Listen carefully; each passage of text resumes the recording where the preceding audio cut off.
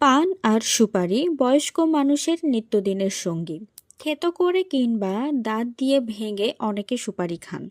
মনে প্রশ্ন জাগতেই পারে, সুপারির কোনো উপকারিতা আছে কিনা। চলুন জেনে নেওয়া যাক সুপারির কিছু উপকারিতা সম্পর্কে।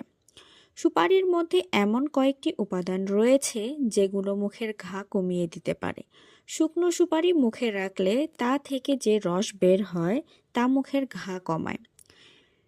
পেটে কৃমি সমস্যা হলে নিয়মিত সুপারি খেতে পারেন।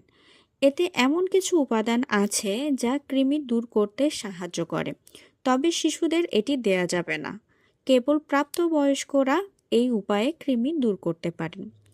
চলন্ত গাড়িতে উঠলেই অনেকের বমি পায়, এই সমস্যা থেকে বাঁচতে সুপারি খেতে পারেন। ঠান্ডা লাগলে অনেকের দাঁতের গোড়ায় ব্যথা হয়, বিশেষত শীতে এই সমস্যা অতিরিক্ত বেড়ে যায়। এক্ষেত্রে সুপারি গুঁড়ো করে ওই ব্যথার জায়গায় চেপে রাখুন, এতে দাঁতের গোড়ার ব্যথা কমবে। কৃমি বা অন্য কোনো সংক্রমণের কারণে অনেকেরই মলদ্বারে প্রদাহ হয়, চুলকায়। এই সমস্যা দূর করতে সুপারি গুঁড়ো করে মলদ্বারে লাগান, সমস্যা কমতে পারে। উল্লেখ্য যে সুপারির এত বেশি গুণ থাকা সত্ত্বেও বেশি পরিমাণে সুপারি খাওয়া উচিত নয়। দীর্ঘদিন ধরে অতিরিক্ত পরিমাণে সুপারি খেলে মুখে ক্যান্সার হওয়ার আশঙ্কা থাকে।